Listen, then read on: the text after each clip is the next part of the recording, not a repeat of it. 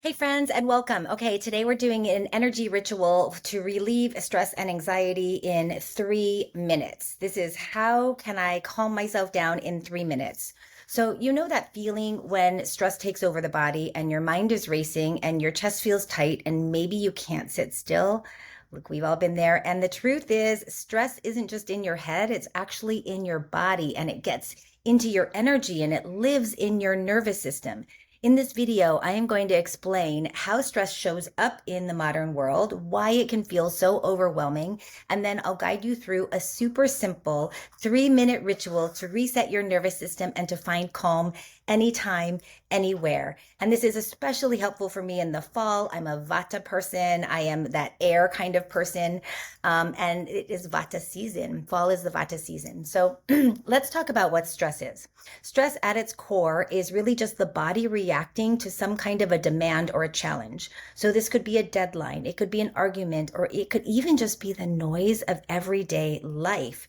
It could be things like trying to be in too many places at once. Your body is one place, but your mind is another place. That produces stress. For me, that produces a huge amount of stress.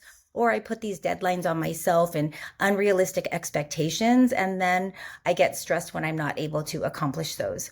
So your brain has a built-in alarm system that, and it's called the HPA axis. And basically, your brain signals the adrenal glands to release cortisol, which cortisol, a little cortisol is good. This is the stress hormone. So you probably heard about cortisol. When we feel stress, our body releases cortisol, and a little bit is good. It allows us to react to things. It allows us to survive. It allows us to redirect. But what happens when this alarm never shuts off? When cortisol is constantly being released into the body becomes toxic. And also all the systems don't work. So when the body is under stress, the sympathetic nervous system kicks in. Our bodies don't digest food. We don't think rationally. We're not able to make good decisions. Reproductive organs shut down. Only the essential survival systems are what's working, and that's to get us out of danger.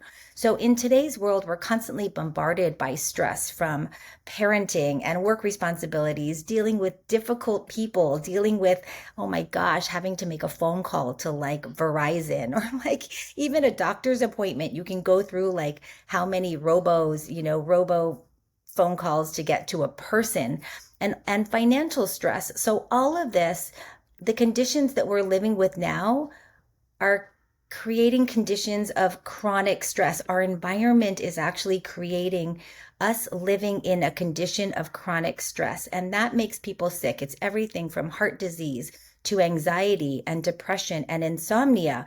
And I was just reading an article by Harvard Health that was talking about the effects of a lack of sleep on the human condition. Not only does it increase risk of dementia by 40%, but it increases risk of premature death by 40%. So that was like, whoa. I mean, if there's anything we need, right? We need to get sleep, and we need to be able to regulate our nervous system to be able to move out of chronic stress, because it doesn't just mess with your sleep or your digestion. It makes you age faster. It weakens the immune system. It changes the way that your brain works.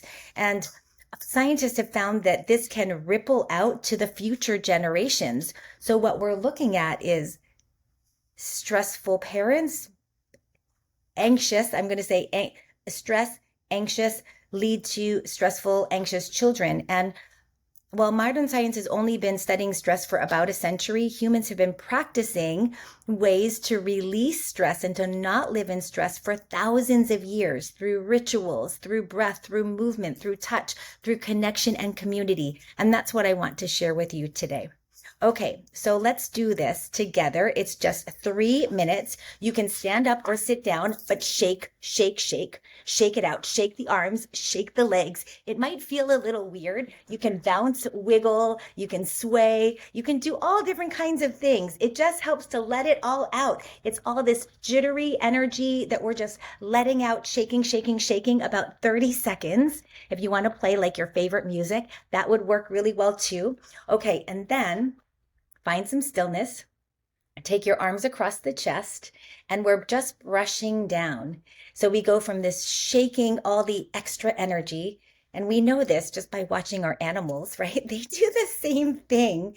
They just go, woo, or our kids, they go, I have all this extra energy, and we're just going to buzz it away. And then we move to this technique called havening, which is just brushing down from the shoulders past the elbows. And as you do this, take slow, deep, gentle breaths in through the nose and out either through the mouth or through the nose, whatever feels better. This creates the feeling of safety.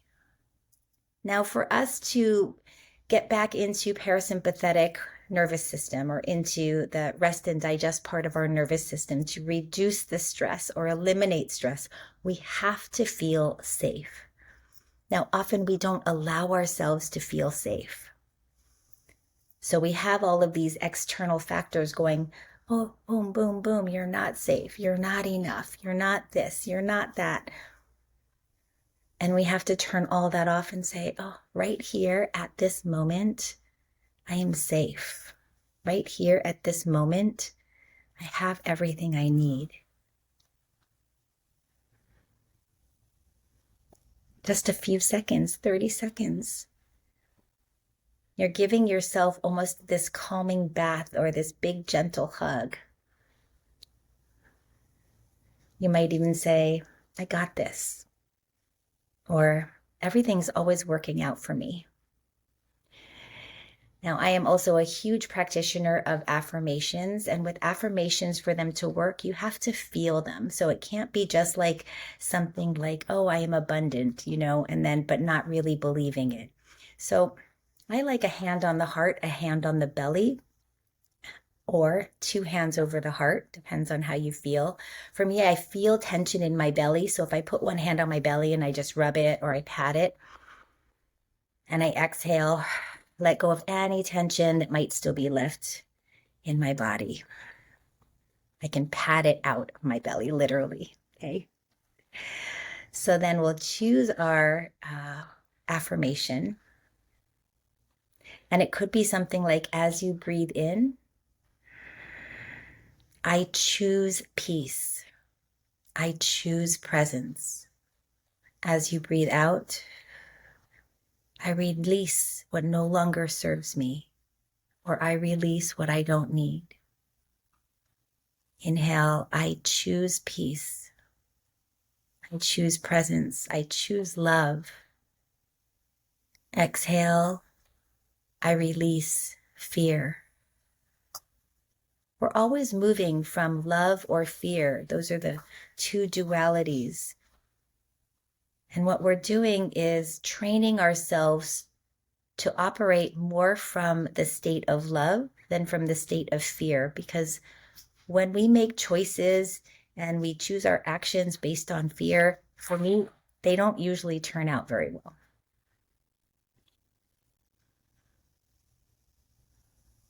I choose love now. I release fear now. And we'll finish with a closing breath. Take a slow, deep inhale through your nose. And a long exhale out with a sigh. Make some sound. The sound's important. It can even be a hum. That's always good, or an om. And whether you're standing or sitting, take a moment here in total stillness. Notice your body. Notice your energy. Do you feel a little lighter than you did 3 minutes ago? Do you feel a little better? From this place, you're able to have more focus, to make better decisions. You have more clarity and a broader perspective. You've literally changed the operating system of your brain. You've put the frontal cortex back online and the amygdala at the back of the brain, which is the primal brain. You've quieted that down. So this is the power of ritual. Now, the cool thing with ritual is that the more we do it, the faster we become better at it. So the faster, I love ritual because it gets you to practice something and it says, this is my time for this practice right now, if it's a ritual. Otherwise, I can sometimes, if my meditation is not a ritual, I can be like, I'm gonna just lie in bed and I'm gonna do my meditation from here, which can have, you can totally do that if you're doing like a yoga nidra or you're doing a meditation to fall asleep. But when it comes to reprogramming and to changing things, especially when we're going from this chronically stressed state to living in a peaceful state most of the time, and when the stress comes in, we can identify it really quickly and we can make a change to release the stress. But when we are chronically living in stress, we don't even know it. We don't even realize it. So that's why the power of ritual is so important. If you can do it once a day, fantastic. 3 times a day, even triply fantastic. But we're training the nervous system how to take me from stress into rest. And that's how we can live strong, healthy, happy, whole lives. So 5 times a day, 1 time a day, 50 times a day. It's a downshift in your nervous system. And stress management is not a luxury. It's actually the foundation of your health. And it's a necessary skill that all human beings should learn, no matter what age. I think kids, I teach my kids how to reset their nervous systems. And so that's what we're doing. All right. I hope this helped. I hope you like it. And please like and subscribe if this resonated with you. Hit the bell to be notified and share it with someone who might be going through a stressful time or might be living in a state of chronic stress. And so again, it's a practice. There is nothing that's like, oh, you're gonna, go from 100 down to 0, but it's a practice. All right, I'll see you next week for creating a morning ritual for focus and clarity and starting your day with balance. So I will see you soon. Thanks for being here. Bye.